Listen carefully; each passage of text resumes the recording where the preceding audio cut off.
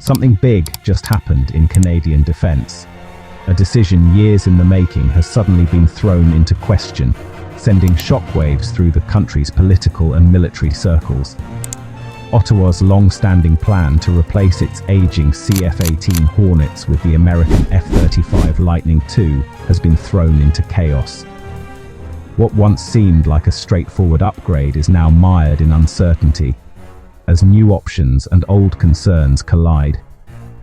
Sweden's Saab has made a bold, unexpected offer, not just to sell its advanced Gripen E fighter jet, but to build much of it in Canada, creating thousands of high-tech jobs.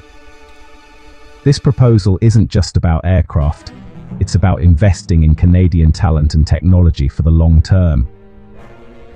This isn't just about military specs anymore, it's about jobs, sovereignty, and the future of Canada's aerospace industry. The promise of new factories and skilled employment could transform entire communities. The government, led by Prime Minister Mark Carney, was already uneasy about the F-35's soaring costs, which have ballooned far beyond initial estimates and strained the defense budget. And with growing trade tensions with the US, the political climate has become even more complicated, making every decision fraught with risk. Saab's proposal arrived at the perfect moment, offering a tempting alternative that appeals to both economic and strategic anxieties. It's a rare chance to rethink Canada's role in the global defense industry. Now, Canada faces a crossroads. Stick with the F-35 for ultimate military integration with the US, ensuring seamless cooperation with our closest ally and NORAD partner, or pivot to the Gripen for affordability, jobs, and greater autonomy. Choosing the Gripen could mean more control over our own defense future and a boost to Canadian innovation. The choice will define Canada's priorities for decades. It's about more than planes. It's about who we are as a nation and what we value most. Will we be a partner in continental defense, closely tied to the US and its military technology, or use this moment to build our own industrial strength, investing in Canadian expertise and securing our economic future? The stakes couldn't be higher. The world is watching as Canada decides not just what to fly, but what kind of country it wants to be. For years, the F-35 seemed like Canada's inevitable choice.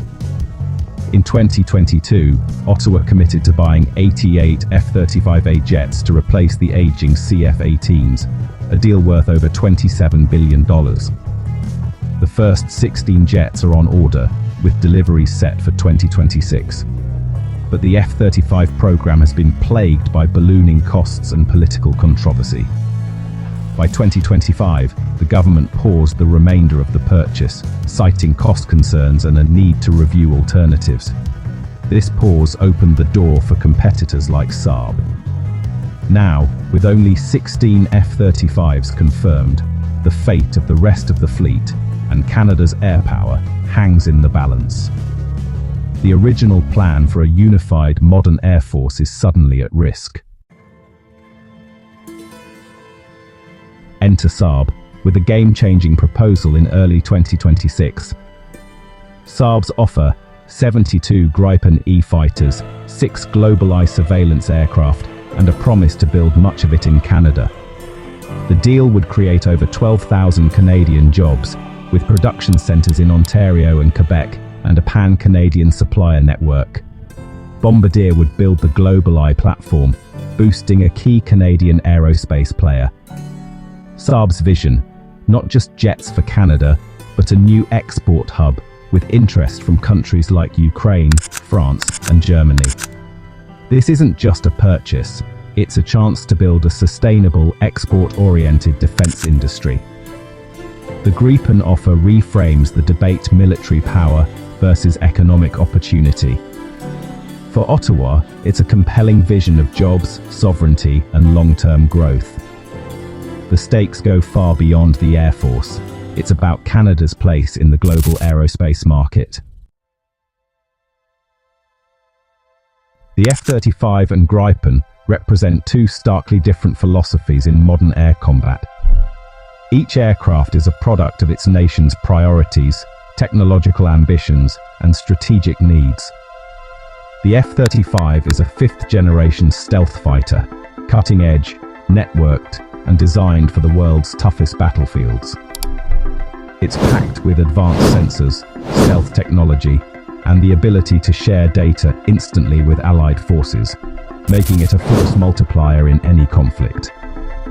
It's expensive to buy and maintain, but offers unmatched capability and seamless integration with US forces. For countries seeking the absolute best in air power and interoperability, the F-35 is hard to beat. The Gripen E is a 4.5 generation fighter, modern, efficient, and easier to maintain. It's designed for flexibility, rapid turnaround, and lower operating costs, making it ideal for nations with vast territories and limited budgets. It excels in Arctic patrols, long missions, and can operate from rugged runways, key for Canada's geography. The Gripen's adaptability means it can be deployed quickly, even from remote or improvised airstrips. The Gripen is cheaper, allowing for a larger fleet or savings for other priorities. This affordability could mean more jets in the air or more resources for training, maintenance, and other defense needs. The F-35 offers Canadian companies a role in a global supply chain, but control remains in the US-Canadian industry benefits, but key decisions and technology are still managed abroad. The Gripen would be built in Canada, giving us industrial sovereignty and export potential. This could mean new jobs, technology transfer, and a stronger domestic aerospace sector. The core question: pay a premium for ultimate capability and US integration, or choose a capable, affordable jet that builds our own industry? It's a debate between global alliances and national self-reliance. It's a choice between military dominance and national autonomy. The decision will impact Canada's defense, economy, and international relationships for decades to come. The answer will shape Canada's future, defining our role on the world stage and the legacy we leave for generations. As the debate rages, public opinion is shifting fast. A December 2025 poll showed only 13% of Canadians support an all F-35 fleet. Meanwhile, 43% now back the Gripen, drawn by promises of jobs and domestic production. Nearly a third favour a mixed fleet, keeping some F-35s for high-end missions, but buying more Gripens for everyday needs.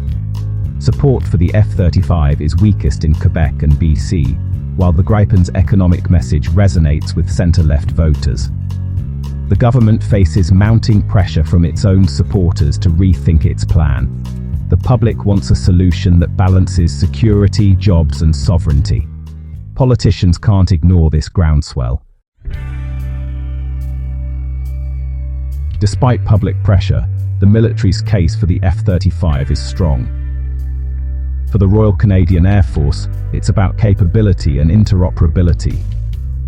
The F-35's stealth and sensors are seen as essential for future conflicts and for working seamlessly with the US, especially in NORAD.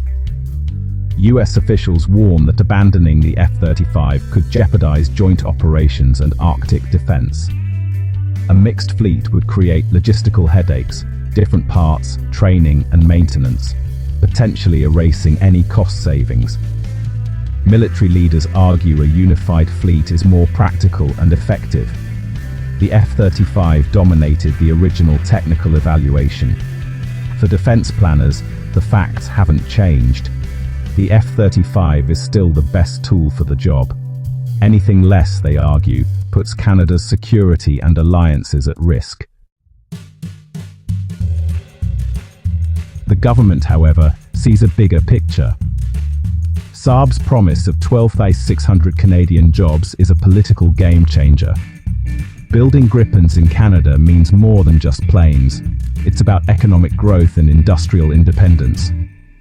The Gripen deal offers a path to greater autonomy, reducing reliance on US hardware and trade politics.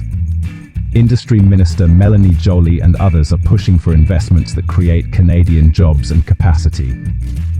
The Gripen is also well suited for Canada's day-to-day missions, Arctic patrols, sovereignty flights, and reliable, affordable operations.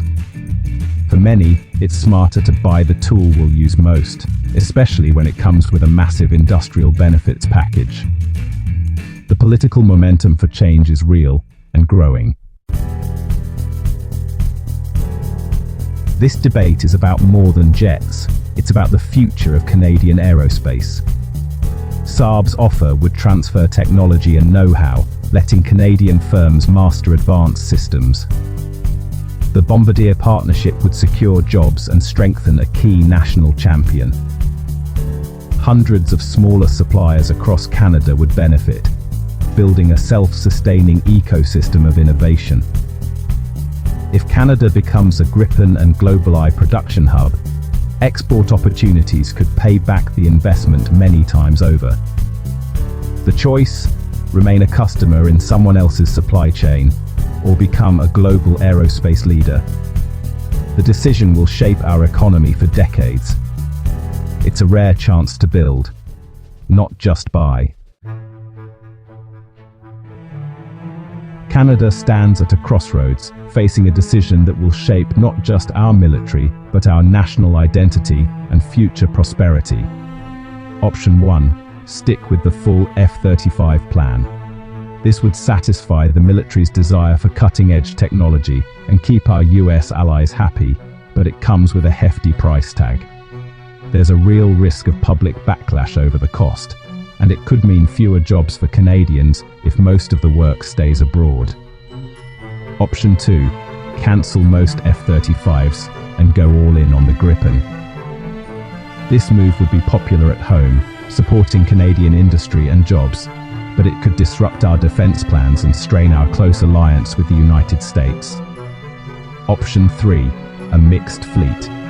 Keep 16 F-35s for high-end missions and buy 72 Canadian-built Gripens for everyday needs. This approach offers flexibility and supports local manufacturing, but managing two fleets could complicate training and logistics. This compromise could balance security, jobs, and sovereignty, though it would require careful coordination and investment in infrastructure to make it work smoothly. The decision is about more than airplanes. It's about Canada's role in the world, our alliances, and our economic future. It will affect how we are seen by our partners and competitors alike. The government must weigh military needs, public opinion, and industrial strategy, listening to experts, citizens, and allies before making a final call. The choice will define our priorities for a generation, shaping the opportunities and challenges faced by future Canadians. Will we be a loyal partner or a more independent nation with a strong industrial base and a unique voice on the world stage? The world is watching to see which path we choose, and the consequences will echo for decades to come.